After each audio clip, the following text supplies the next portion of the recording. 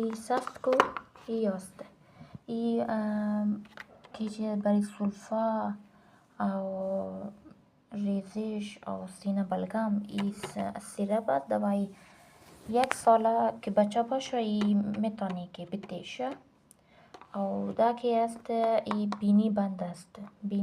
بینی که بند باشه ریزش ویشه یک پمپ ایسی پچک کنه که ای بینی باد واز میشه خیلی خوبیش است لیدل که پیدا شده دکتر مشکل نداره ولی ای سفت کو که ای بگی